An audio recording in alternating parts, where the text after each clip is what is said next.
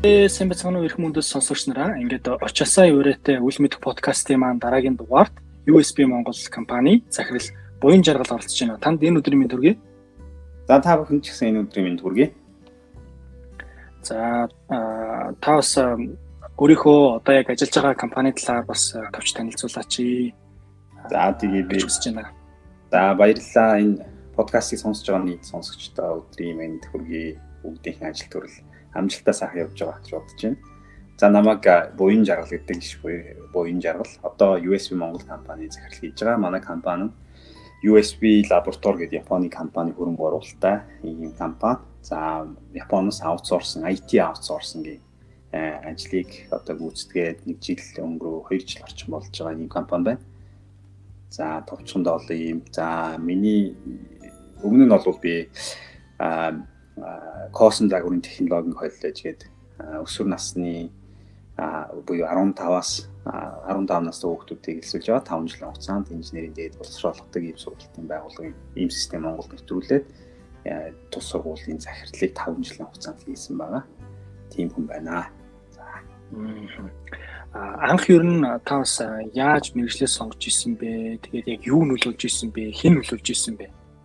Талаараа уулзъя. За би анх нөгөө одоо хуучнаар GTEMS компьютер техник менежментийн сургууль гэж шүтээсийн харьяа компьютер техник менежментийн сургуульд одоо IT компьютер сайенсийн чиглэлээр бол анх мэргэжил сонгосон. За тэр яагаад сонгосон гэхээр ер нь бол тухайд одоо 2000 оны ихэнх үе байхгүй 2000 он л гэсэн үг л дээ. Тэгээд тэр үед компьютер интернет гэдэг юм яг гарч ирээд ер нь бол цаашдаа интернет. Ер нь бол яг нийтийг дагсан тийм чиг хандлагатайгаар л энэ мэргэжлийн анх сонгож ирсэн. За тэгвэл тэр нь бол зөв байсан гэж ер нь бодож байгаа. Дараа нь бол нөгөө Японы засгийн газранд тэгэхээр Японд сурахаар явахдаа автоматжуулалтын чиглэл яг гар ер нь бол сурсан. Тэгээд ажилласан маань болохоор дараа нь яг тэр чиглэлээр илүү магистр хүртэл сурсан л та. Тэгээд энэ цаашдаа автоматжуулалт гэдэг нь болохоор механик электроникийн чиглэлийн ойлголт хоёлоо авах шаардлагатай. Өөрөөр хэлбэл механик бүтцүүд ямар юм байдیں۔ Тэр яаж хөдөлдөг гэдэг ойлголтыг аваад тэгээ электроник компьютераар тэр яаж өдөртөх гэсэн юмны талаар л суралцдаг гэсэн үг л дээ. Тэгээд энийг болохоор яг мекатроникс гэж нэрлэдэг. Японд ийм төрлийн мэргэжлэр ер нь бол сурч гэсэн. За Америкт бас энэ магистрийнхаа сүүлийн 1 жил тэнд очиж сураад тэгээд буцаад Японд ирээд Японд Toshiba корпорацид үйлдвэрлэлийн автоматжуулалтын систем зохион бүтээх хэсэгт ажилласан, зохион бүтээх инженер ажилласан. Тэгээд энэ бас ажил төрлөө яаж сонгосон гэдэг шалтгааныг зүгээр тодруулаад ярих юм бол яг энэ их сонин сонсогдож магадгүй зарим хүмүүсээ ямар онгөрөөч юм уу, ямар сонин ч гэдэг юм уу. За тийм байж их сонирхолтой түүх байдгийг надад. Намайг 13 настай хахад манай аав ээжээр надад нэг юм загсан байхгүй. Манай аав болохоор зүгээр жолооч хүн байдээ. Одоо насаараа жолооч идэх гарцсан. Ээж маань ихтлэн гэдэг. Тэгээ аав ээжээр 1990 одоо 6 оны үед 95 6 оны үед надад нэг улс орныхоо төлөө нэг сайн юм хийгээрэй гэж нэг юм захиас хэлсэн байхгүй. Тэгээд тэрний тулд сайн ном сурах хэрэгтэй. Тэрний хажуугаараа гэрийн ажил сайн хийх хэрэгтэй, өөртөө арч чадах байх хэрэгтэй гэдэг л. Манай ээж нэг тийм хичээл ном тавтмат гэж хэлдэг байсан надад. Гэхдээ яг сайн хийгээрэй гэдэг юм хэлээ. Тэгээд тэрний дагуу яагаад ч юм улс орондоо сайн хийх хэрэгтэй, сайн мэргэжилтэн болох хэрэгтэй байна гэдэг бодол ерөөсөө ингээд тэрнээс хойш ер нь бол суусан. За тэгээд нөгөө нэг гадаад инээтрээд за Японд сурсан. Тэгэнгүүт ер нь тухайн орн яаж хөгждөг юм бэ гэдэг юм ингээ хаагаа яваад исэн юм баггүй миний хувьд. Тэгээд ер нь хариулт нь бол их энгийн л дээ. Санхүү эдийн засгийн хувьд бол тухайн улс орчин ингээд хүчрэхийг тусгаар ус болсон. Байгаа. Тэгэхээр тэр улсууд яаж тийм болсон гэхээр зэрэгс аж үйлдвэр ер нь бол аж үйлдвэр янз бүрийн аж үйлдвэр байна л да. Тэрэн дээр ерөнхийдөө аж үйлдвэрийг сайн хөгжүүлсэн байна. Тэрний үндсэндээ экспорт бүтээгдэхүүн гаргадаг дадаа гэдэг маш энгийн хариулт юм шиг гэрнэ. Тэрийг ер нь олсон гэсэн үг. Тэгэхээр зэрэг ер нь бол автоматсан үйлдвэрлэл Монголд хэрэгтэй байна. Монголчин хүн ам зөөдөө ажиллах хүч багтай юм шиг ер нь бол автоматсан аль болох юм хүмүүн хэлбэр олох автоматсан хүний оролцоо багтай юм үйлдвэрлэл явуулах чухал юм байна гэд. Тэгээд ер нь бол энэ мэргэжлийг бол сонгосон ийм түүхтэй. Тэгээд шалтгаан нь ерөөсөө л юм.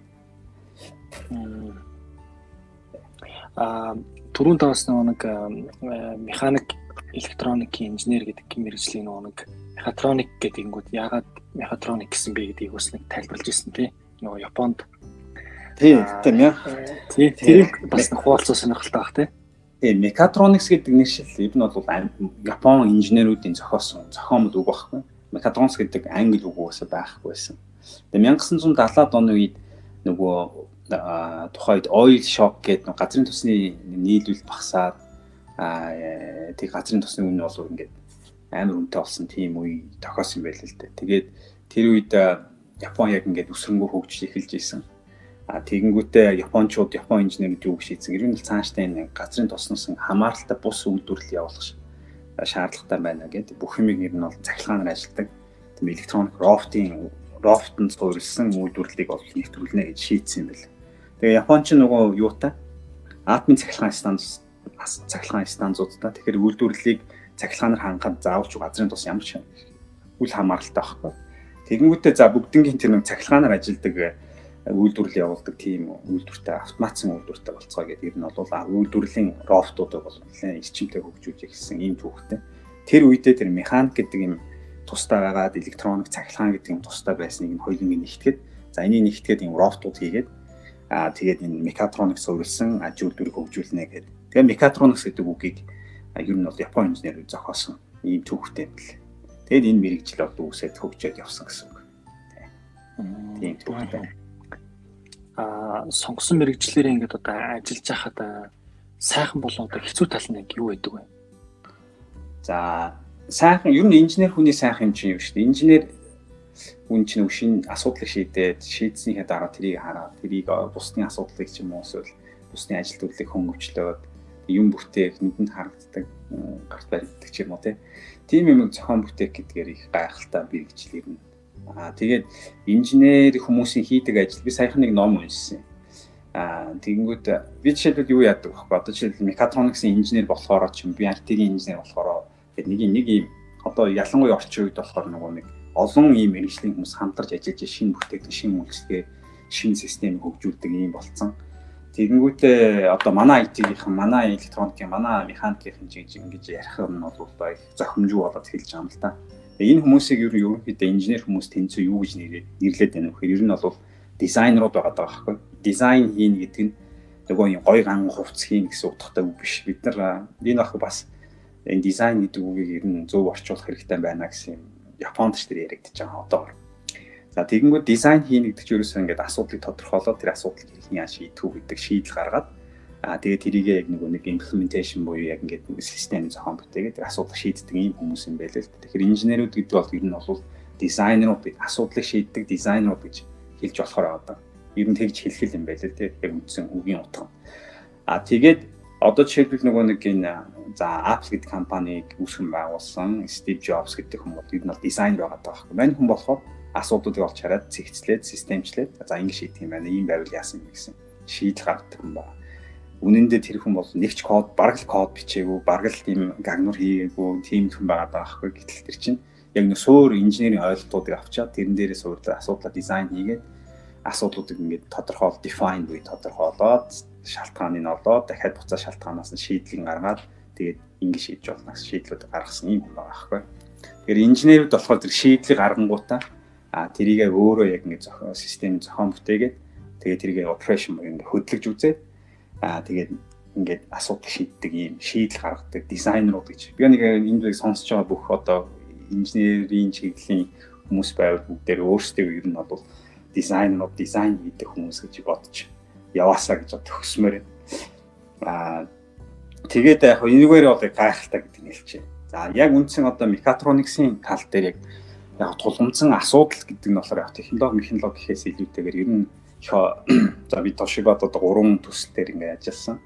3 бүтээгдэхүүн гаргасан юм л да. Тэгээд тухайн үед яг би ингээд ийм өсөлтөн байсан. Айгүй их юм хурдан богино хугацаанд сурч аваад одоо Монгол дээр лалаад өгнө гэдэг тийм бодолтой байсан болохоор ийм өсөглөм учраас намайг жишээлбэл 3 төсөлд ингээд зэрэг оруулсан байхгүй. Ер нь бол яг дөнгөж ажилд орсон тийм хүмүүсийг бол нэг төсөл дээр л ихэнхдээ ажилладаг. Нэг юм сайн хийгээ сурмуур гээл те. Тэгэхээр би болохоор ийм жоохон өсөглөн байсан учраас 3 төс зэрэг ороод ингээд явсан. Энэ их сонирхолтой байсан л да. Гэхдээ чаленжтай хэсэг нь юу юм гэхээр ер нь хамгийн гол нь нөгөө ажлаа аюу сайн зохицуулах, хүмүүстэйгээ зөв одоо харилцах, ойлголцох, өөрийнхөө таскуудыг маш сайн менежмент хийдэг юм. Нэг төрлийн софт скил талын юм бодвол нэлээд чаленжтай байсан. Хоёр дахь нь болохоор зэрэг ер нь технологич өөр ингэ шинжлэгдэж болохоор одоо тэр технологиудыг хурдан эзэмшиж авах, байнга юм сурах ийм чадвар бол маш хэрэгтэй. Одоо нэг сургууль төгсчөөд нэг ажил дээр очичоод ялангуяа зохион бүтээх инженерүүдийн хувьд бол айгүй олон юмыг унш судалж суралцж явах шаардлага угаасаа байдаг. Юм байна лээ.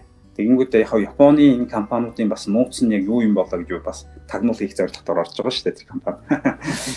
Тэгэнгүүт чинь ерөөсөө нууц нь ерөөсөө хүн дээр их аюу хүнийг маш их анхаарч хүнийг маш их сургадаг юм бэл.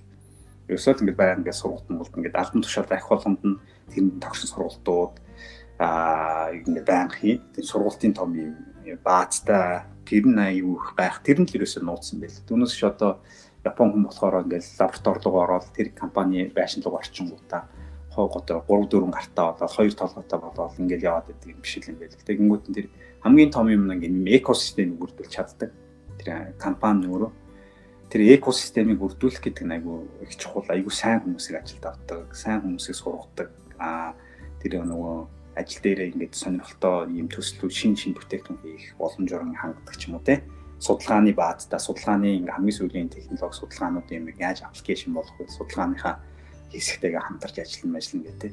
Тэр ийм том экосистем байгаа даа. Энд чинь тэгээ яг нэг хэлэхэд би нэг бас олон хүмүүс хэлдэг. Манай Монгол хүмүүс яг гадны том компаниуд нэртэй компанид очиж ажиллаж байгаа сайн хэрэг боловч үнэндээ тэнд чи өстой 9 журын амтнд л ажиллаж байгаа юм л та. Олон орны хүмүүс ажиллаж байна. Тэгэхээр чинь тийм бас нэг юм Монгол хүнд энд очиод ажиллаж хараад бүгднийг надад ухаантай болчиход байгаа юм бас биш л гэж хэлмээр байна. Яг тийм нэг сонирн биш л гэж хэлээд. Хамгийн чухал юм та хэрэгтэй газараа хэрэгтэй асуудлыг шийдээ явах нь яг инженер хүмүүсийн хувьд аягүй чухал. Тэгээд асуултаар жоох хайлчлаа, уучлаа. Гэхдээ эргээд ярингууд тэр нөгөө нэг хүмүүстэй хоорондоо маш сайн ингээд юм ойлголцох, хурдан ойлголцох. Тэгээд шинэ технологитой хурдан ингээд танилцаа байна. Ингээд өөрийгөө сэнгэлж явж явах гэдэг бол бас их чухал юм байна лээ. Тэр нь бол одоо чаленж гэх юм уу да.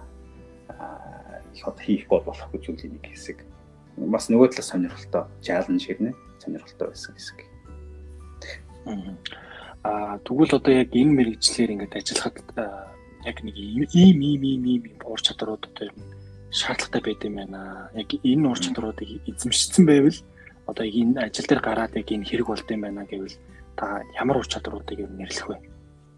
Hard soft гэж ярил л да. Hard skill болохоор ер нь бол шүү дээ. Ер нь инженер хүмүүсийн хувьд бол энэ байгалийн шинжилгээ ухаан зөвхөн би тоондоо сайн гэл нэг тоо бодоод явааддаг биш. Ер нь бол энэ суур шинжилгээ ухааны мэдлэг яг тэрний мөн чанарыг нь ойлгох, тэр мөн чанарын одоо юу гэдэг юм тийм ээ. Зүгээр нэг томьёо цээжлэх биш байхгүй. Яг энэ чинь яг ямар учиртай шинжилгээ ухаан билээ? Энэ шинжилгээ ухааны ямар талаас нь аппроч хийдэг билээ? Ямар аргуудтай билээ? Ямар одоо юу гэдэг онлууд байгаа билээ гэдэг. Энэ мөн чанарыг нэг ойлгох гэдэг аюул чухал юм байна. Тэрх юм бол нэг олон талын мэдлэг. Зүгээр нь одоо юу гэдэг юм технишн маягийн одоо юу гэдэг юм зүгээр нэг хүний хийсэн юм хийдэг, ажил хийдэг хүмүүсийн хувьд тэр нь хэрэггүй л дээ. Зүгээр нэг юм өдөр тутмын хийдэг юм аа сурчин. Тэгэл ингээл мануал даал ингээл хийгээд. Тийм байх юм бол нэг тийм бодоод ах шаардлагагүй. Харин шинэ юм хүм зохион бүтээн инээ тэрийг ингэвч ер нь суур шинжилгээ ухааны мэдлэгүүд аюул их чухал. Одоо та нар ингээд бүгдээрээ ингээд дэлхийн нийтээр л харж байна л да. Elon Musk гэж нэг залуу ингээд гарч ирэл ингээд яваад. Тэгтэл мань хүн нөхрийн хамгийн нөгөө нэг давуу чадвар нь болохоор юу гэхээр шинжилгээ ухааны суур мэдлэгүүд аюул сайтай л хүн байгаа байхгүй. Физикийн энэ нийгмийн шинжилгээ ухааны тэгээ бусад нэг шинжилгээ ухааны салбар руу байгалийн шинжилгээ ухааны салбарын суур аюул сайтай. Тийм л хүн байгаа байхгүй. Тэгэнгүүт нь заавадгаар ингээд санцарлуу юм хөөргийн мөр ер нь бол онлын хувьд бол надад чинь боломжтой. За тэр миний бүгд нөө физикийн ойлголтууд байна, химийн ойлголтууд байна. Тэднийг байгаа учраас тийм ярьж чадаад байгаа хгүй. Яг уу бизнеснийг success хийгээд мөнгөтэй болсон. Тэгмэд нь би одоо шинэ ухааны суур мэдлгүүд ингээд сайн тавигдсан учраас бос юм бол хамаагүй хөрвч чадаад байгаа хгүй. Тэгэхээр зэрэг би юу зөвлөмөр байна вэ гэхээр ер нь бол энэ байгалийн шинэ ухааны байна, нийгмийн гэж ингээд ялгахгүй ер нь бол шинэ ухааны суур мэдлгүүдийг айгүй сайн юм мөн чанарыг ойлгож суралцмаар. Энэ чадвар айгүй хэрэгтэй. Энийг одоо гэдэг нэг нийтлэхээрээ хүүхдүүд яг дүн бол хэрэгтэй л дээ, ер нь хэрэгтэй байх. Гэхдээ нөгөө суур юмудаа ойлгоод дүнгээс авч чадчихвэл айгүй одоо маш хэрэгтэй гэж одоо зөвлөмөр байна л да. Тэгвэл энэ орчин үед бол нэг юм ингээ хурдан хөсөж яхад бас ингээд одоо хоорондоо холбогдоод зөвхөн ганцаараа нэг IT-ийн нэг ажил ингээ програм код бичдэг хүн ганцаараа бүх юм хийчдэг юм шиг бити ойлгосоо ингээд олон хүнтэй холбогдож ин гайхалтай бүтээгдэхүүн төрж байгаа шүү. Тийм болохоор суур энэ мэдлэг шинжлэх ухааны суур мэдлэг чадвараа аюу сайнтай авах хэрэгтэй гэж хэлмээр байна да.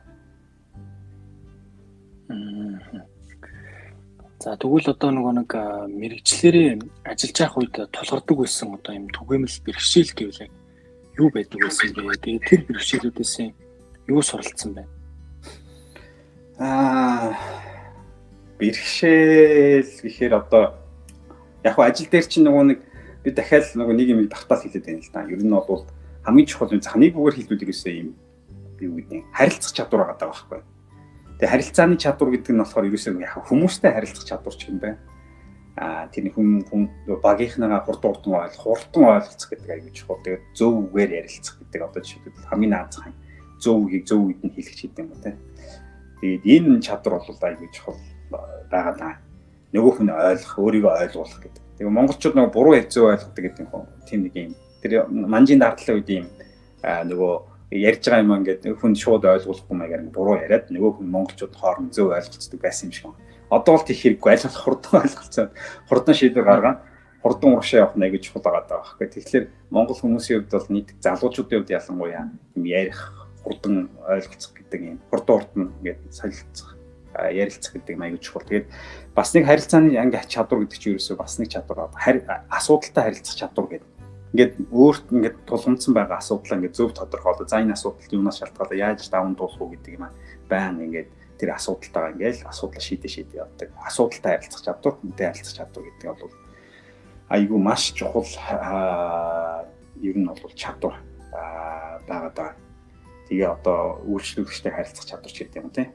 Тэгээд энийг ингээд харилцах чадварыг чинь ингээд ойлгохын тулд тэр нөгөө нэг асуудлаа зөв танин мэдэх хэрэгтэй, зөв тодорхойлох хэрэгтэй, зөв шалтгаан нь олох хэрэгтэй гэдэг.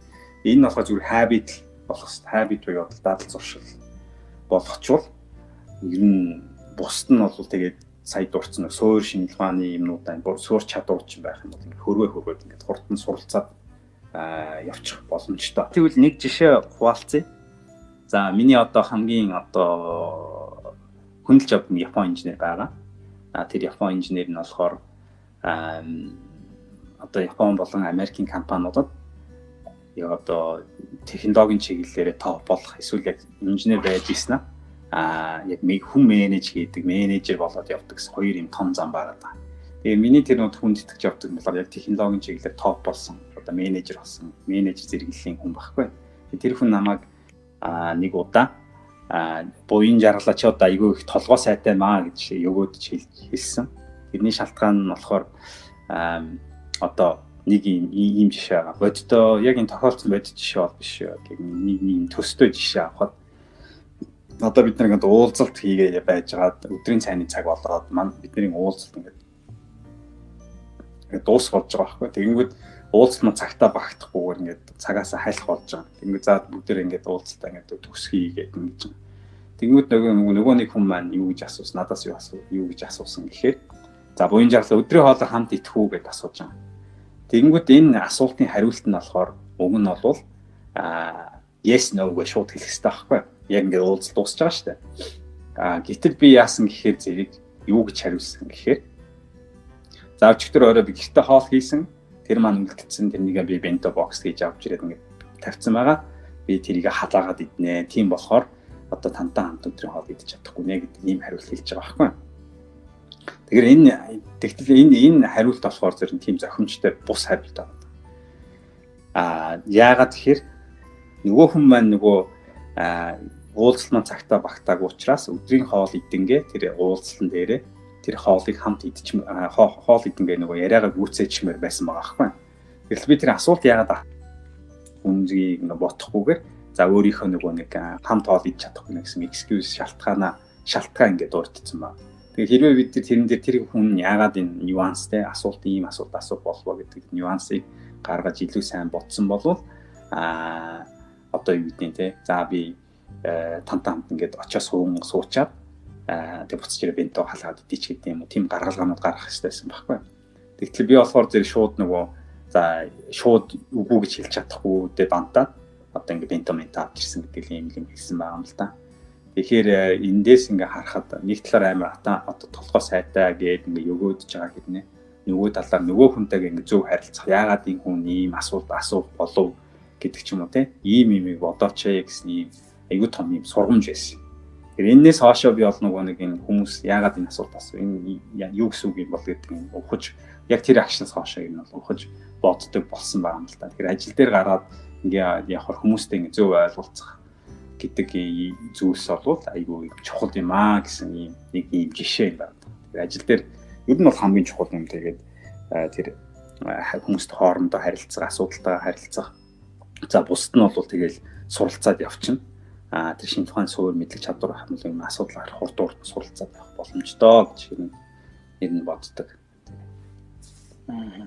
Тэгвэл мэрэгчлэр одоо нэг ажиллаж байх үеийн хэрэгжүүлсэн амжилттай хэрэгжүүлсэн сайн туршлага гэвэл та юуг хаалцах вэ? За туршлага гэвэл одоо саяны жишээнээс эхлээд айгүй их юм одоо хүмүүсийн эв хавыг олох нөгөө би дээр дурдсан энэ 3 төсөл дээр зэрэг ажилласан юм а. Тэгээ төслийн яг хариуцж байгаа менежергээ тусдаас менежерүүдтэй. Тэгвэл тэр менежерүүд ингээд хоорондоо бас нөгөө хүнээ булаацалдаг гэх юм уу да. Миний ажлыг дутуу хийлээ. Миний ажил тэр нөгөө төслийн ажлыг илүү хийгээд байна ч гэдэг юм уу. Тиймэрхүү асуудал гарсан. Тэгээд тэрийг олоод их хаятайхан менеж хийж нөгөөдүүдийнхээ учрыг одоо олсон гэдэг нэг юм жишээ байна. Ингээд софт скил талаас. Нөгөө хард талаа скил талаасаа болохоор би нэг 3 бүтээгдэхүүн нэг бүтээгдэхүүн болохоор яг миний яг магистрийн ажил хийсэн магистрийн ажил дээр ингээд хангаас нэг юм автоматжуулалтын системийн нэг юм онлайн гэдэг математик загварчил байгаа байхгүй. Тэр загварчлалыг нэг бүтээгдэхүүн болгоход тэрийг ашигласан. Тэр болохоор тэрийг ашиглахад бас тэр сая миний дурдсан тэр Японы инженер маш их тусалсан л да. Тэгэхээр тэр өөрийнхөө нөгөө хийсэн судалгаа ингээд юмыг ингээд бодис бүтээгдэхүүн дээр турших гэдэг бол их сонирхолтой, их гайхалтай мэдрэмж юм байлаа. Тэгээд энийг ингэж туршиж яг ингээд бүтээгдэхүүн болгох гэдэг бол их том туршлага, их азтай туршлага болсон гэж би хувьдаа боддог.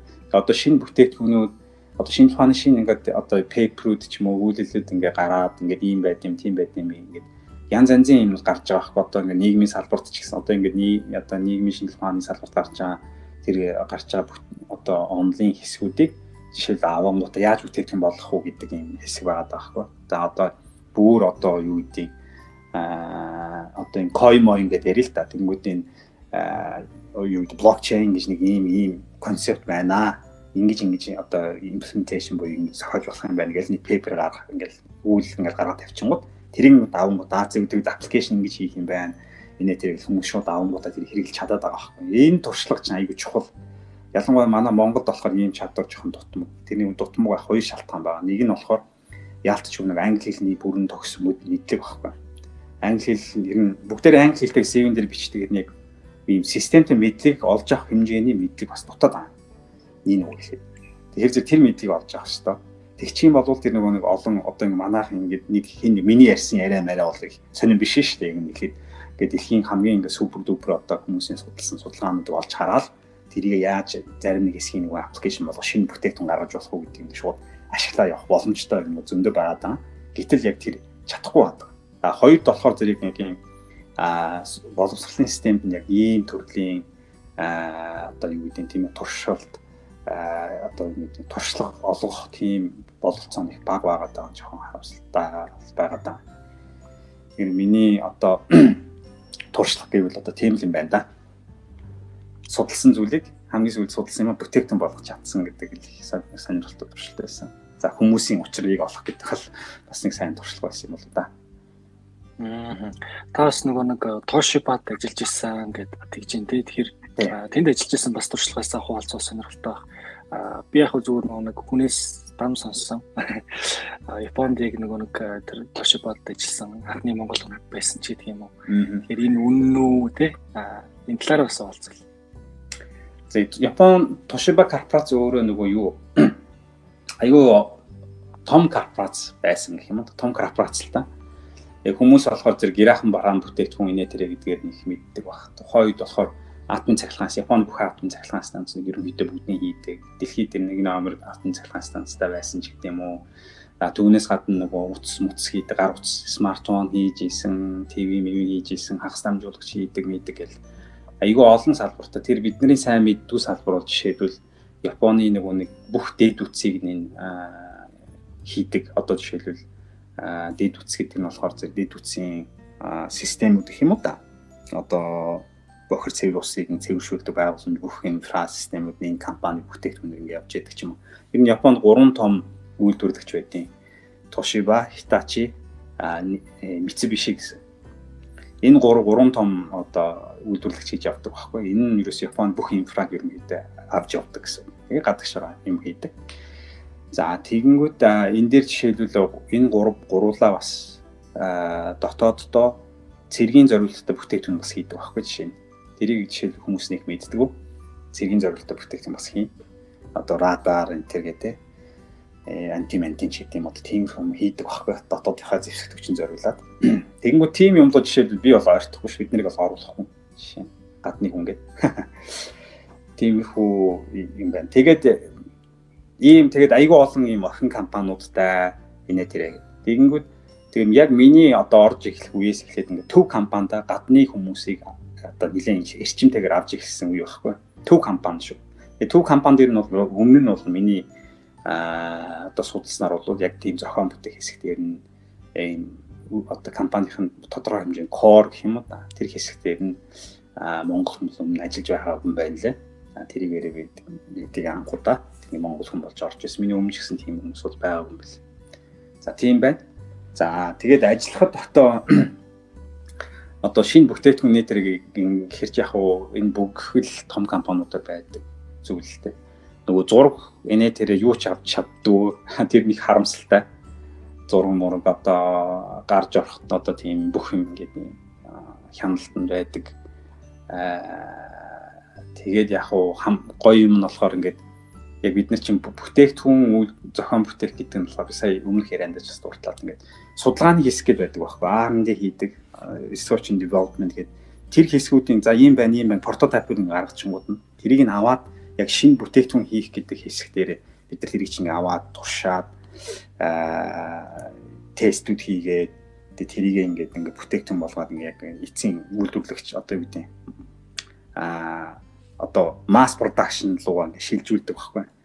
Тэр хэсгийг ингээд бүх зохион бүтээх инженерүүд бүгднийг хийдэг. Яг одоо жишээлбэл ингээд доторх ингээд хайрцаг хүртэл хийн шүү дээ.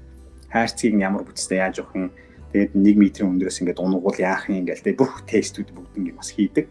Тэгснэ ингээд mass production буюу ингээд лайн дээр буксардаг хүмүүс ойлгомжтой маягаар нөгөө гарын авлага бас бэлдэж өгдөг байхгүй. За энэ болтыг ингэж эргүүлээрээ ч гэдэг юм те. Тэдэн одоо хэмжээний ньютоны хүчээр ингэж чангалаараа мангалаараа ч гэдэг юм те. Тийм юм хүртэл ингээд гарын авлага бэлдэж өгдөг байхгүй инженерүүд. Тэр зохион бүтээх инженерүүд.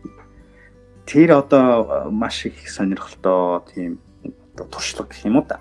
Энэ шинэ бүтээгдэхүүн гаргах гэдэг хэсгээр юм байлээ. Тэгэнгүүт одоо бидний хийдэг бүтээгдэхүүн ихэнх нь нэг 10-аас 15 жилийн баталгаа өгдөг бүтээгдэхүүн баггүй. Одоо жишээл нэг үйлдвэрлэл автоматжуулалтын системийг оруулах тэр нэг 10-аас 15 жил ингээд доктортай ажиллах хэрэгтэй гэдэг юм. Тэгээд бидний бүтээгдэхүүн жишээлбэл байшин байрлал, төмрийн үйлдвэр тэгээд цахилгаан станц гэдэг юм зөө ингээд дэд үтс рүү ордог байхгүй. Тэгэнгүүт тэр нэг жил явуулна гэж болохгүй. 5-аас 10 жилийн хугацаанд ажиллах хэрэгтэй.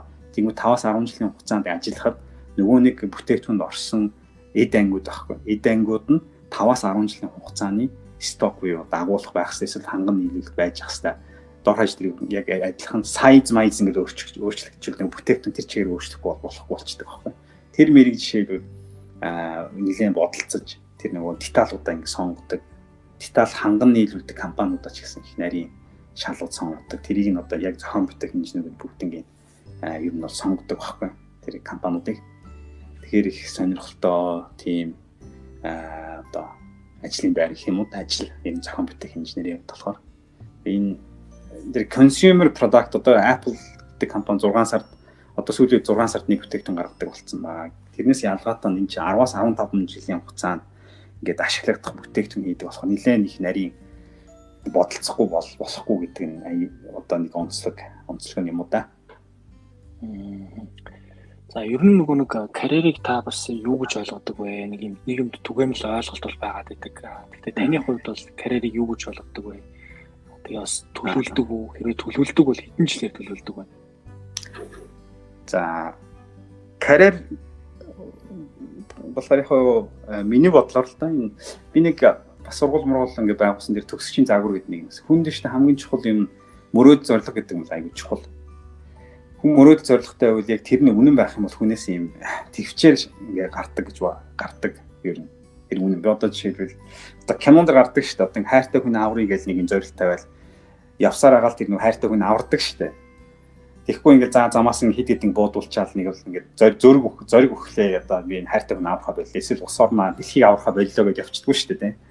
Тэрнтэй ч яг адилхан мөрөөдөл зорилго байх юм бол хүнээс нэг төвчээр хөдлөх гардаг гэж боддог.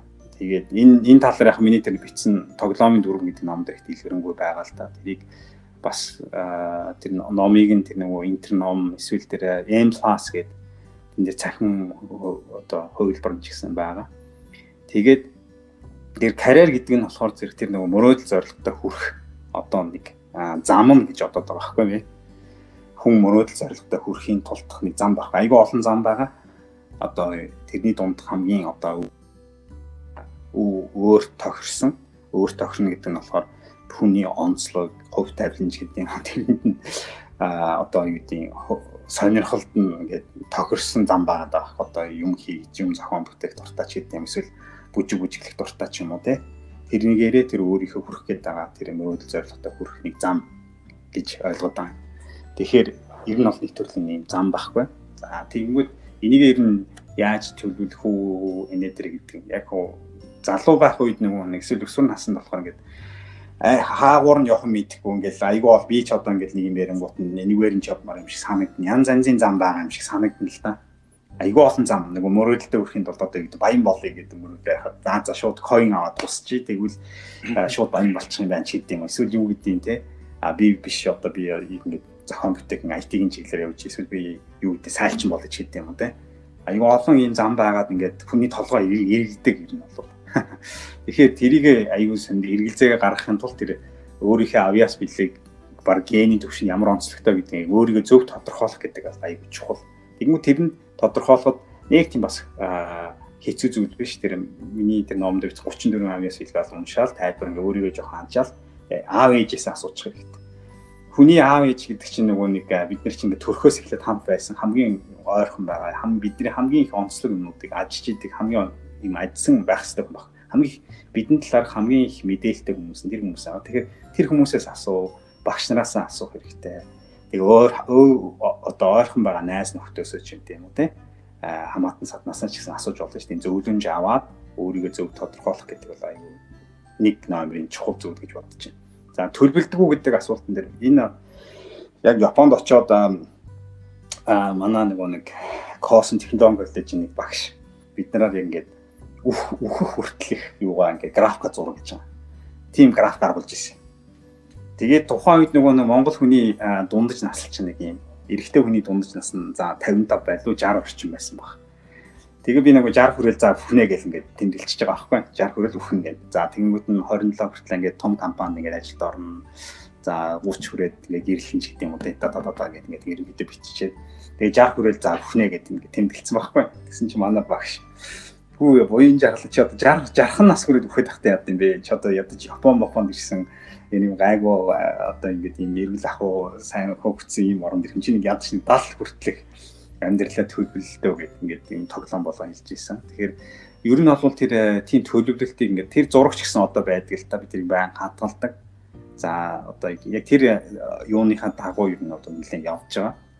1-2 жилийн наан цаа орсон юм бол ер нь бол байдаг. Тэгэхээр ер нь өөрийнхөө тий том зургаа бол ингээд за би нэг за одоо монголч нь бол дундаж нас ингээд арай жоохон гайг болоод 60 хэдэн нас ч гэдэм 70 болчиход байна шүү дээ дундажлаа юм бол. Тэгээ за 70 хэдэн нас наслнаа тэгвэл би яах юм бэ гэл том зургаараа нэг юм зураг тавиад тэрийгээ жоохон тодорхойлчвал их зүгээр гэж бодож байгаа. За одоо миний төлөвлөж байгаа юм байна. Бид одоо сургууль ингээд сургууль байгуулах гэдэг чинь нөгөө миний Монголдо сайн зүйл хийх гээд байгаа шүү дээ тий. Тэгээд тэр зориод тэр илүү л яваад байгаа байхгүй. Тэгэнгүүт бид нар манай Монгол улс чинь нөгөө юу байхсан санхүүгийн эрхчлэл өгөх ёстой, тэхийн тал аж үйлдвэр хөгжсөн байх ёстой, аж үйлдвэр хэрэгтэй, хүний нөөц нь ингээд бэлтгэдэг гараад ирж байна. Тэгээд энэ бэлтгэдэг систем ингээд Монголд бол олон байх ёстой, хүн болгон мэддэг болох ёстой. За тэгэнгүүт энэ ингээд болсон дараа буцаагаад нөгөө ажлын байр бий болох ёстой, бүтээн жөндөрт ажлын байр бий болох. Тэгээд экспорт нь бүтээгдэхүүн гаргах юм. Миний одоо ингээд санаж мөрөөдөж явах одоо зорилтоо одоо тавьсан зүйл 2027 онд экспорт нь бүтээгдэхүүн гаргах гэж бодож байгаа. Тэр нь юу байх вэ гэхээр ер нь бол энэ wearable device, өмсдөг device. Тэгээ энэ саяны ингээд арай хурдан ирж байгаа юм. Metaverse гэдэг яригдаад байгаа энэ одоо виртуал ертөнцид ингээ хүний ингээд амьдралын зөв хэсэгт ингээ ороод ингээ явж байгаа байхгүй. Энэ ковидаас улбалаад болсон уу? Би нэг ахаад нэг 2 жилийн дараа нь ирэх болов гэсэн чинь энэ жил ингээд Facebook зарлаад ер нь бол Metaverse дээр ингээ айгүй бол том хөрөнгөөр тийм нэ дээр бол ингээ явчихж байгаа байхгүй. Тэгэхээр энэ бол нэг би 2025 чим 24 оны үед ингээд энэ яг бүүн болж гарч ирээд тэгээд ингээд нэг 27 ерөнхий том мастер плантай яваад байгаа байхгүй. Тэгээ ер нь бол 27 онд тийм экспортын бүтээгдэхүүн гаргая. Тэр нь бол ийм IoT энэ Metaverse-тэй холбоотой тийм бүтээгдэхүүн гаргах юмстай гаргамаар байна да гэдэг ингээд бодол явж байна. Тэрний наам нь яг ийм аутсорсингийн ажил хийгээд Монгол залуучуудыг ингээд ажилуулад тийм энэ аутсорсинг ажил бол урт хугацаанд бол хийх ажил бол биш, тийм сонирхолтой ажил биш байхгүй яг энэ үг хэлээд. Юу одоо яг хийснээр ямар ач холбогдол гэхэд нэг жоохон юу болж байна. Валют гаднаас энэ одоо импорт орж байна. Бид нар экспорт нь яг үйлчлэгээ, софтверийн үйлчлэгээ гаргаж байна. Жоохон валют орж иж байна. Хоёрд болохоор энд ажиллаж байгаа хүмүүс нэг Японы стандартыг хангаж ажил хийж сурч байгаа гэдэг нэг давуу талтай байгаа.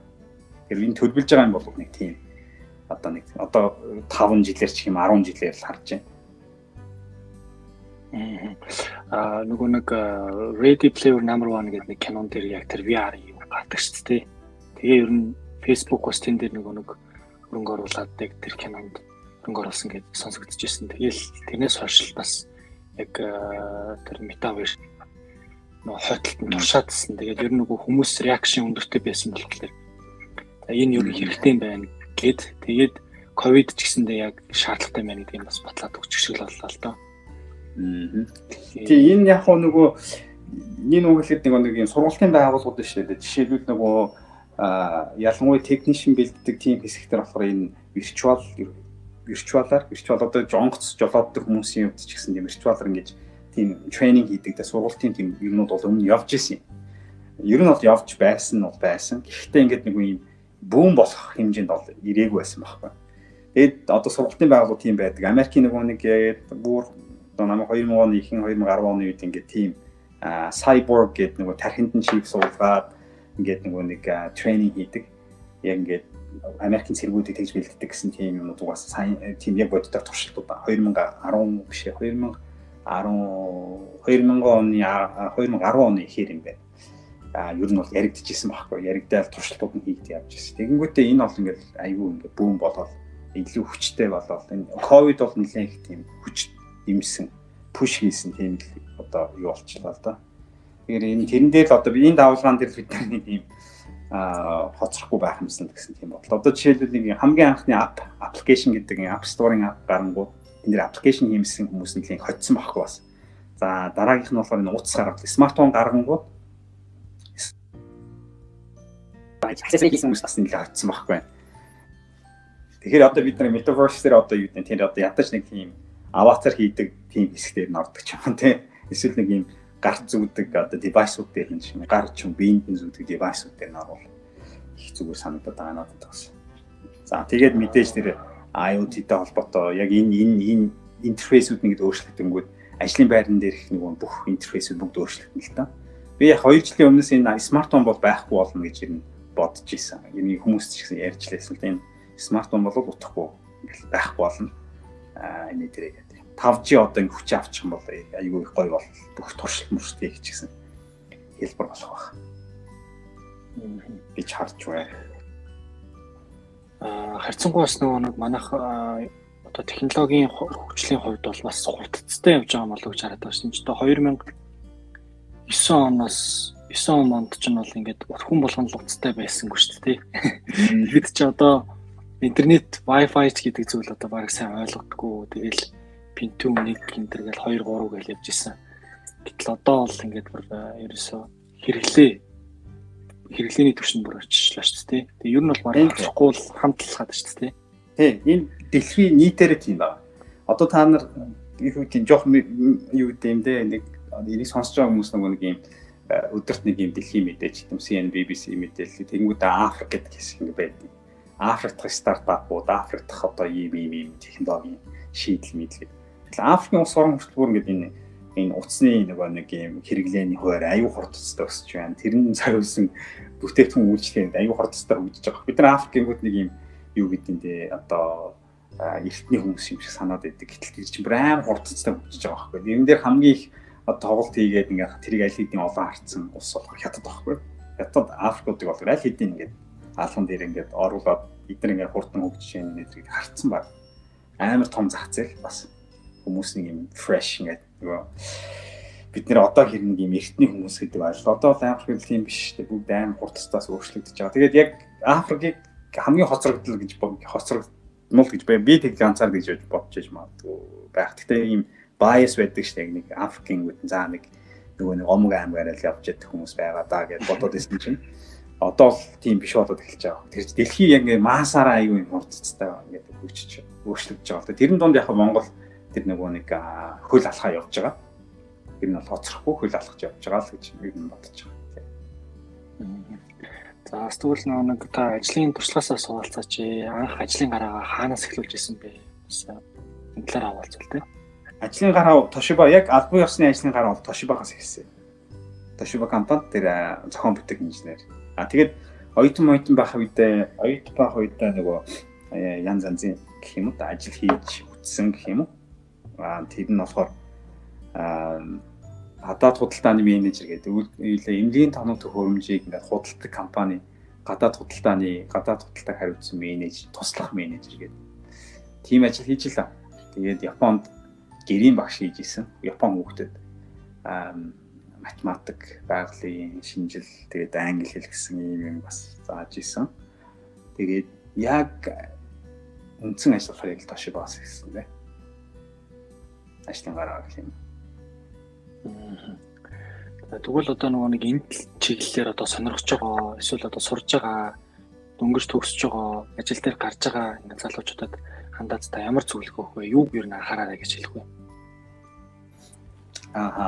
За би нөгөө юм бол нэг юм л автаж хэлэх гээл байна л да уучлаа. Тэрний юу гэхээр одоо манай Бяс яах Монголд энэ төгссөн. Яг ер нь ингээд ажихаар яг нэг 10 жилийн хүүхдүүд ч гэсэн харахаар ер нь жоохон дүн аягүй чухал л да. Дүнгийн төлөө элс дөрөнгө шалтгаан дрон авах хэрэгтэй аягүй чухал.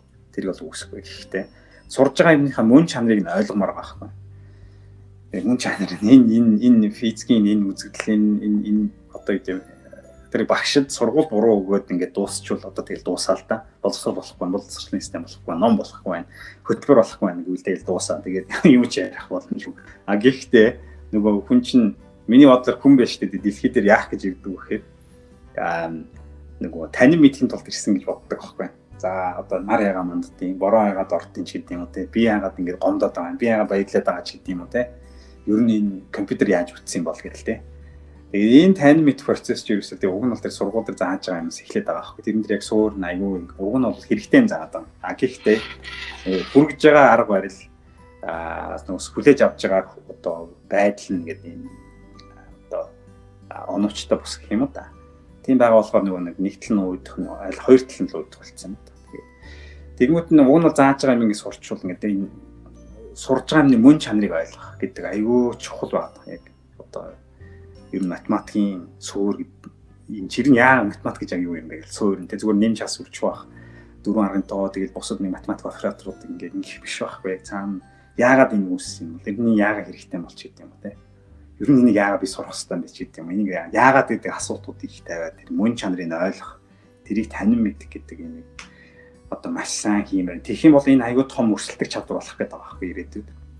Зүгээр нэг одоо энэ компьютер дээр ингэ код бичдэг, юу гэдэг Python дээр код биш, C дээр код, C+ дээр ингэ код бичдэг. Энэ нэг тийм өрсөлдөх чадвар бол нэг тийм байхгүй. и өчнөө зөндөө олон энтиг ментиг гэсэн нөхцөл нэг биччихлээ шүү дээ. Тэгэхээр хятад өөр юу гэдэг тэр Африкт байгаа нөхдөж гэсэн одоо код бичээл ремотор бүр Америкийн компанид ажиллаж байгаа тийм Африкт ажиллаж байгаа хүмүүс байдаг шүү дээ. Одоо та нар нөгөө Turing гэдэг нэртэй тийм жуулчлалын компани байгаа. Тэгмүү тэр Африкаас нөгөө нэг Америкийн одоо Silicon Valley-д байгаа компани ажил авч хийдэг мэдэг гэлтэй. Реклам зөндөө явт юм да.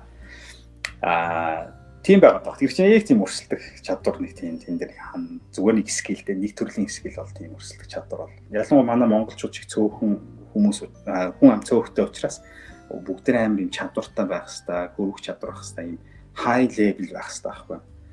Тэрний тулд нөгөө нэг юм үзэж байгаа юмныхаа мөн чанарыг айгүй сайн суурийг нь л ингээл айгүй сайн эзэмшиж авах гэдэг юм л одоо дахин давтаж хэлмээр байна л да. Тийм. Нэг тэр байна. Хоёрд болохоор энэ нөгөө харилцааны чадвар те.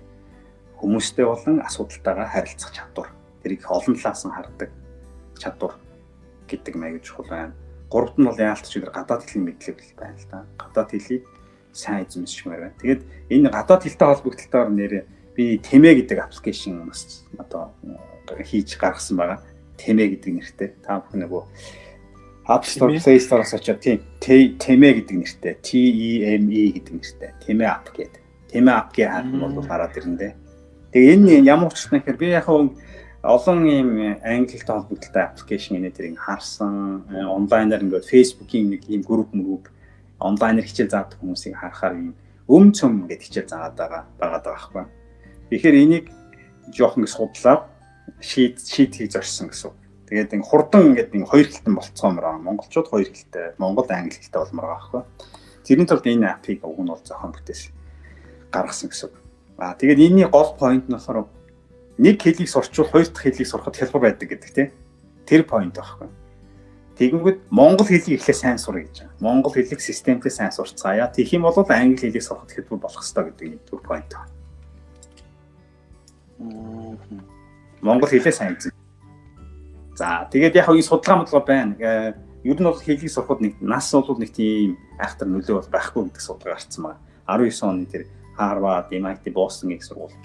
Тэгээд одоо хоёр төрлийн эзэмшээд 18 наснаас хойш нэг жоохон буурд юм байна л да. Тэгэнгүүт 18 наснаас хойш яагаад нөгөө нэг хоёр төрлийн сурах процесс удаашрдаг гэхэд 18-аас хойш ингээд social нийгэмд нөгөө нэг юм оролцоо нэгсэнгүүтээ хүн чинь завгүй болоод тэгэнгүүтээ нэг хэл сурах цаг нь багасчингуудаа хэл эзэмших нөгөө нэг юм хувь нь бол ингээд буураад авчт юм байна гэсэн юм юу үрдэн гаргасан байгаа байхгүй. Түүнээс биш хүн чинь нөгөө нэг ингээд нас өгсөх тусмаа штэ тий. Айгүй олон үгийн сантаа болд юм байна л да. Жишээд 18 нас хүрээ за 21 нас хүрээ пивууж үзээд шаардаж үзлээ гэж бодъё л да. Тэгмүү чинь 5 настай бүх шаардах гэдэг ойлголтыг мэдэхгүй штэ. Эсвэл 6 настай хөгч юм уу тий. Тэгэхээр үгийн сан бол ингээд өсөд явдаг. Тэгээ нэг яг нэг дутагдaltaа яг бол жоохон хэцүү чаленжтай юм болохоор зэрэг акцент байгаа даа. Акцент нь болохоор нүүрний булчинтай холбоотой учраас 10 хэдэн жил ингээд 18 жил ч юм уу 20 жил ингээд монгол хэлээр ч юм ярьчаар англи хэлний нэг акцентуудыг ингээд жоохон өөрийнхөө булчингаа тааруулахад л жоохон одоо чаленжтай гэх юм. Гэхдээ англи хэлэн дээр байгаа акцентууд нь монгол хэлэнд байдаг акцентуудын завсрын аваа болцсон тийм аваанууд байгаа. Тэр энэ авааны талаар ч гэсэн ингээд тайлбарлсан хичээл видео хичээлүүд орсон байгаа. Тэгээд нэг 50000 үгтэй 50000 үгийн бүгдээрээ цээжлэх арга марга энэ тэрэг гэдэг юмтайгаа ингээд орсон. Тэгээд онлайнаар ярилцж болно. Одоо юу гэдэг гадаад хүн монгол хүн англи хэл сайтай хүмүүстэй ингээд ярилцдаг. Тийм платформыг хийгээд сарын өмнө гаргасан юм байна. Тэр энийг бас аваад ашиглаад англи хэлний чадварыг сайжруулад тэгээд зорилт нь болохоор бүгдээрээ хурдан монгол англи хэлтэй болмоор байгаа. Тэгэх юм бол одоо ингээд хүмүүсийн тоогоноос хурдан гармаар байна. Одоо юу гэдэг яг энэ дээр өнөөдөр миний ингээд загсан максим юм байна шүү дээ. Яг энэ үг л интернетээр хог шиг байгаа даа байхгүй. Тэгээд дэрийг ингээд за өөрийгөө сайжруулах уу тэр авиас бэлэг гэж юу юм те 34 авиас Clifton-ы 34 авиас бэлэг гэж юу ингээл хаалтал бүх юм гараад өөрийгөө тест хийгээл үзэхлээр болмоор юм байдаг байхгүй. Тэгээд ер нь бол Монголд одоо ингээд нэг юм одоо юу гэдэг те эйжентүүд их болоод байна л да. Эйжент гэдэг нь нөгөө нэг юм зуучлагчтай. Одоо ингээд технологи хөгжөөд ирж байгаа зуучлагчийг уг нь багасгах гээд байгаа байхгүй. Одоо энэ coin moin гарангууд энэ банк хэрэггүй шууд харьцацгаая, шууд транзакшн хийцгээе, шууд мөнгө солилцдог болно. Банкар дамжуулж шимтгэл төлөхөө болиё гэдэг нь шүү дээ. Тэгтэл манай монголчууд эсрэгээр ингээд эйжентүүд их болоод байгаа. Одоо хамгийн наазахын жишээ нь үл хөдлөх хөрөнгийн эйжентүүд ямар их болж байна. Энд чинь зүгээр интернет зургийг авч тавиад ин хідэн аппликейшн дээр тавьж одоо үнэгүй цэгийн дээр тавихтал одоо дуусах асуудал үстэй юм болоод. Тэгтэл ингээд эйжентүүд ихсээд одоо ингээд би нэг юм зөвлөөл тэнд нэг хүн юм зөвлөөл нэг л их одоо ийм одоо гэдэг мундаг зундаг хүмүүс гэж гарч ирээл ингээд тэр нь бол монгол хэл, англи хэл, гадаад хэлний төгс одоо цогц мэдлэггүйгээсээ болол тийм эйжентүүд зөндөө үүсэж байгаа байхгүй. Одоо нэг юм гараад би ухаантай болчлаа, одоо би мөнгөтэй болчлаа гэж нэг өдөл ингээд хөөш одоо ингээд хойлор бол алч гэх юм уу те. Энэ үг гэхэд нэг тийм байдалтай байгаа. Тэгэхээр ер нь бол хурдан энэ хэлнийхээ асуудлыг шийдмээр 30 жилийн хугацаанд бид нар ингээд англи хэл хэрэгтэй ярьсан. Яг тодорхой хэмжээнд гадаад дотоод явсан хүмүүс нь жоохон илтэй болсон. Эхлээ одоо 30 жил яриад ямар ч одоо хангалттай үр дүнд хийхгүй Азийн 30 орноос 27-8-нд ингээд явж байгаа байхгүй. Энэ арайд биш байгаа. Тэгээ энийг хурдан шийдэх хиймээр байна. Тэгвэл тэгчин бол бид нар яг алах гэдэг байгаа байхгүй яг энэ үг хэлээд. За тэгвэл сайн дурын ажлыг та ер нь юу гэж боддог вэ? Хийх ёстой юу? Хийх ёстой бол ер нь яагаад хийх ёстой гэдэг юм бэ? Сайн дурын ажил би яг өөрөө чинь бас нэг профайлыг харахаар тэр Rotract Netflix юм ингээд явж штэ тий. Сайн дурын ажил ер нь би хийдэг. Сайн дурын ажил хийж нэгийг зарлаад байдгүй л та. Янз янзын хэлбэрээр хийдэг. Тэгэнгүүт сайн дурын ажлыг ер нь бол хүн хийх хэрэгтэй, хийвэл зүгээр үгүй л хийвэл зүгээр. Гэхдээ энэ их философийн асуудалтай юмнууд ч байгаа. Одоо энэ хийснээр ямар ашиг тустай ч гэдэг юм уу те. Ашиг тусны их олон янзын хэлбэртэй л та миний амьдарч байгааг. Би юу гэж боддгоо гэхээр зэрэг би амьдрахын тулд миний эргэн тойрон ч бас надтайгаа ингээл одоо гэдэг холбогдож таарна. Би амьдрахын тулд бусдаа холбогдож таарна шүү дээ те. Тэгмэд миний эргэн тойрон чинь айгүй юм сайхан болох хэрэгтэй байхгүй. Одоо жишээлбэл энэ үг ингээд зүгээр хүмүүстнийг ярьдгүй. Би энэ байрныхаа эргэн тойрны хогийг төвдөг байхгүй. Ингээл бас шээстэй айгүй хог тарч миний одоо байгаа байр чинь ингээд хотын яг төвийн төвд байна. Энд ингээд айгүй том компаниуд байна. Энд айгүй үнэтэй орон суудсан миний яг хажууд байна. Тэгэхэд энэ хав ингээд бүр хүний ялгцсан хүртэл байж байгаа байхгүй. Тэгээд энийг цэвэрлдэг ингээд 7 хоногны удаа цэвэрлдэг баг. Гэхдээ энийг цэвэрлээ ингээд дадаа ингээд сошиалар ингээд тавьдаггүй. Яагаад тавьдаггүй юм гэхээр яг өрөөлдөг л та ингээд залуу хүмүүс, эргэн тойрны хүмүүстэй. Гэхдээ энийг заавалч албадан тэрийг хийх алуугүй. Тэр хүмүүс албадан хийх албагүй баг. Намаа хэлсэн болохоор биш. Иргэн сайн дураар гэдэг чинь яг өөрийн одоо сайн дураар тэрийг ухамсарлаад энэ цэвэрхэн байх нь надад амар тустай байна гэж хүлээж авах хэрэгтэй гэж би боддог байхгүй. Нэг эргэн тойрон маань айгүй юм сайхан болоосоо эргэн тойрон маань сайхан байх юм бол би бас сайхан байх юм байна гэж хүлээж авах. Тэ. Их гол одоо ингээл машин данг танк тачаал шууд хаяал тэ. Мус тэрэ хаяал. Тэгтээ яг хөө ингээд нийгэм ингээд аяндаа ингээд сайхан болох байх гэж боддог. Тэгээд хүмүүс маань ингээд тэр сэтгэлээ маань ингээд аажмар сайжрах байх гэж боддог. Тэр сайжрах процесс нь энэ сайн дурын ажлууд бол айгүй их тустай маш юм үлгэрдүүрэл болох юм бас нэг тийм катализатор болоод байгаа байхгүй. Тэр хүмүүсийн эргэн тойрондоо сайн сайхан зүйлийг одоо мэдрүүлэх, сайн сайхан зүйл хийх эрмэлзлийг нь төрүүлэхэд эргэн тойрноо сайхан болгоход одоо ингэ албадан бус юм сайн дурын ажлууд чинь айгүй юм хүчтэй нөлөө үзүүлдэг катализатор болж таарад байгаа байхгүй. Тэгвэл ер нь одоо ингээд Америкт ингээ баян болсон хүмүүс чинь шууд сургууль муулдаад хэдэн сая доллараар шууд ингээд сайн дурын ханд өгдөг. Ийм бүр ингээд тогтцсон юмуд байна шүү дээ. Японд бол жишээлбэл Япон хүмүүс болохоор ингэдэг. Нэг өөрийнх нь нэр мэрийг ингээд бичихгүйгээр энэ тусламж энэтер гэдэг юм чигээ нууцлаг гээл тиймэрхүү түүхүүд юм уу тиймэрхүү зөндөө байдаг байхгүй. Ингээд одоо орон нутгийнхаа төлөө юм хийдэг тийм сайн дурын ажилтаа хүмүүс зөндөө бий. Тэгээд тэр нь өөрсдөө ингээд сошиалар рекламддаг. Тэр нь айгүй гоё соёл. Раажмдаа л ингээд харагдаад бүх хүмүүс тэрийг чинь ингээд хүндэн сар ямар гоё юм бэ гэл. Тэгээд энэ Америкт бол ялангуяа бас ийм төв соёлтой одоо ингээд нийгэмдээ буцааж өгөх гэдэг ийм соёл айгүй юм мундаг хөгжсөн. Тэр хүмдэн болсон хүмүүс буцаагаал тэрийг ингээд бүгд нийгэмдээ буцааж өгч яадаг. Тэгснээрээ нийгэм ингээд дундаж утгаараа ингээд сайжирч яадаг. Нийгэм чинь бараа мараа байж болно. Тэгмээ дундаж утгах нь л дээшилж явах хэрэгтэй байхгүй. Гэхдээ яг дэлхий бол нийтээр юм дундаж утгах нь бол дээшилсээр л байгаа л та сайхан болж байгаа сайжирч байгаа юмнууд бол байгаа. Тэрийг сайн талаас нь хараад яваасаа гэж хүсдэг. Тэхийч би өөрөө бас зорддог. Тэгээд энэнд бол тэр сайн дурын ажиллаж аюулгүй хүчтэй алууд хүний нөгөө нэг юм сайн дураараа хийж байгаа болохоор аюулгүй хүчтэй нөлөө үзүүлдэг зүйл гэж боддог. Тийм болохоор энд бас сонсож байгаа залуучууд аль болох жижиг баг их баг гэхгүй жижиг том гэхгүйгээр ийм сайн дурын сайн ажлуудыг ингээд хүнээр хийлгэхгүй хийвэл бидний одоо иргэн тойрон байгаа болохгүй байгаа зүйлсүүд ааж юм одоо сайн болох гэдэг сайн болоход аюул тусдаа гэж би бодож байгаа. Хамгийн сүүлд асуудаг нэг асуулт байдгийн. Энэ болохоор нөгөө мартагдсан Монгол үг гэдэг. Гэхдээ яг мартагдсан гэхээс илүүтэйгээр бид нар хэрэглээнд нэг ашиглахаа болоод эсвэл зарим нөгөө нэг үгүүдийг хилэнгүүт наад чи ямар утгатай ингээд асуудаг шүү дээ. Тийм нөгөө нэг одоо магадгүй одоо таны нөгөө нэг багасаа сонссон аав ээжээс өвөө эмээгээсээ ч тийм сонссон хуучны тийм сэтгэлдтэй нүлдсэн үг байвал хаваалцаач гэж байна. Тэр нь ямар утгатай үг байсан бэ?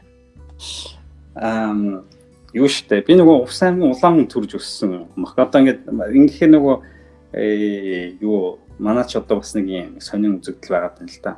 Энэ бас би шууд нэг юм аюу муухай юм гэлчихв. Тэр юу гэхээр бид нар чинь нэг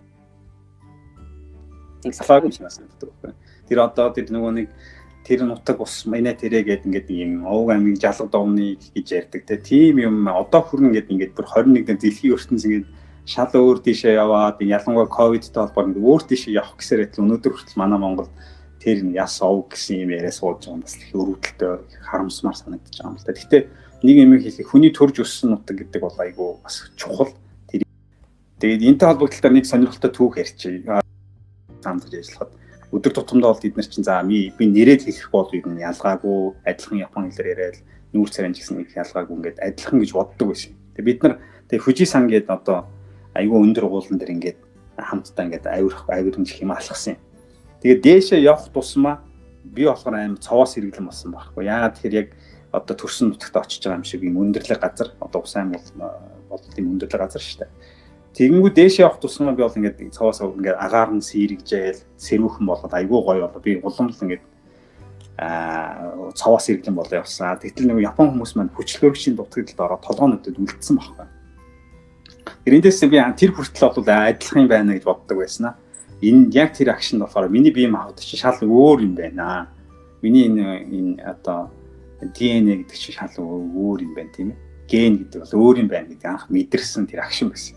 Тэгэхээр зэрэг чинь хүний нөгөө төрж өссөн газар нутгаас чинь бидний бие махбод чинь бүрдэж байгаа шүү дээ. Тэрийгээрээ тэр газар шороогоо хайрлах гэдэг юм бол айгүй чухал гэж ер нь боддог.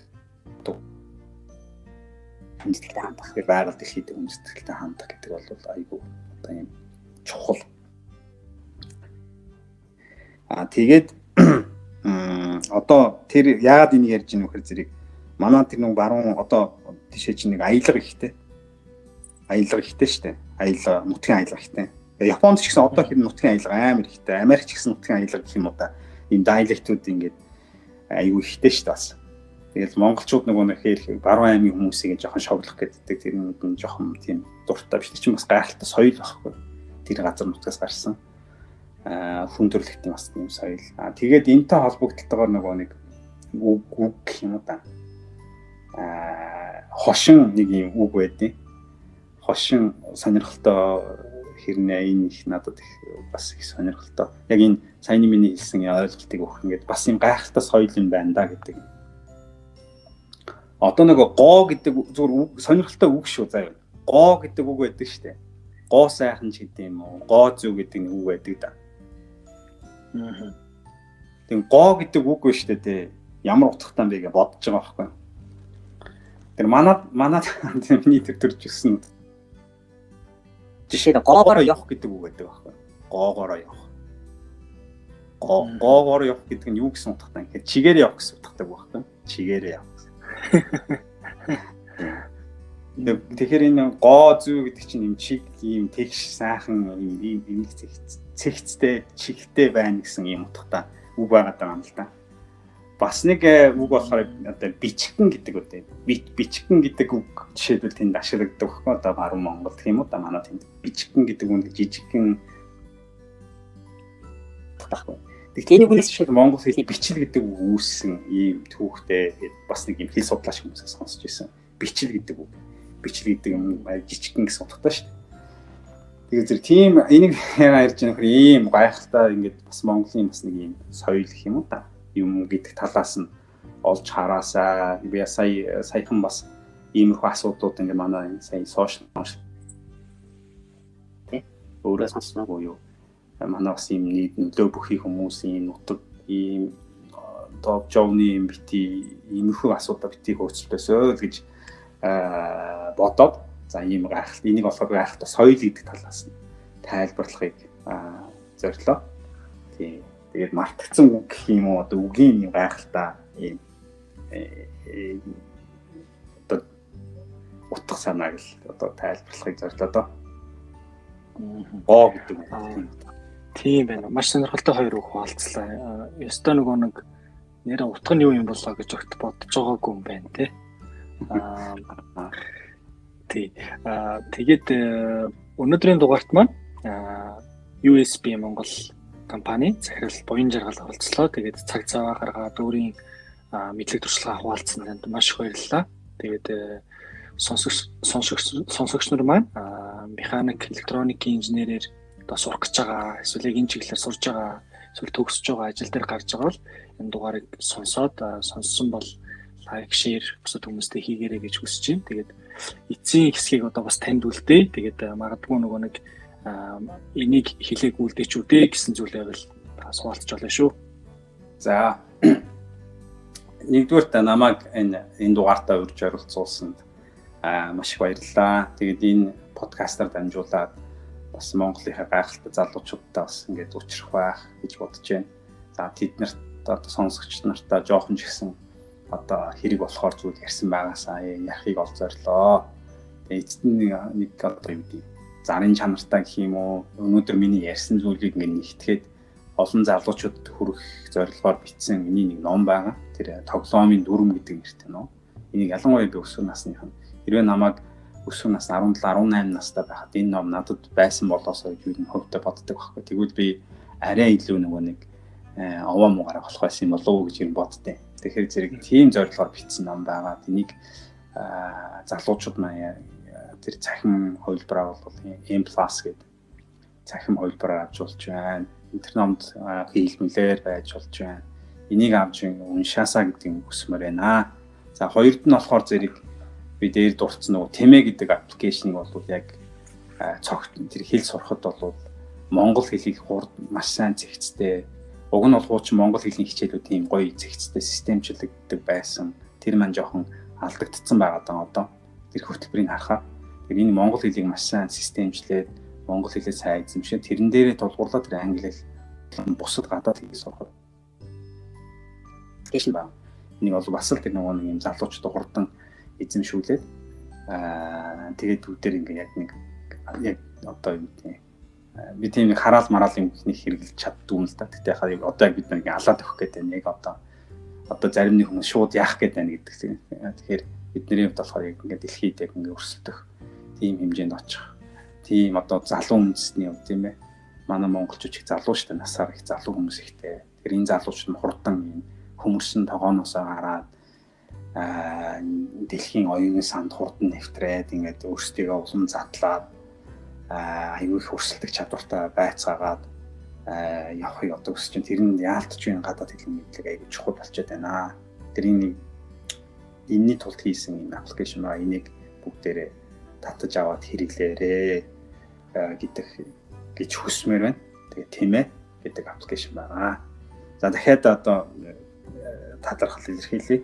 Намаа ингээд урьж оролцуулсанд маш их баярлалаа. За баярлалаа. Тэгээ таны цаашдын ажилд нь өндрөөс өндөр амжилт хүсье өрөөё.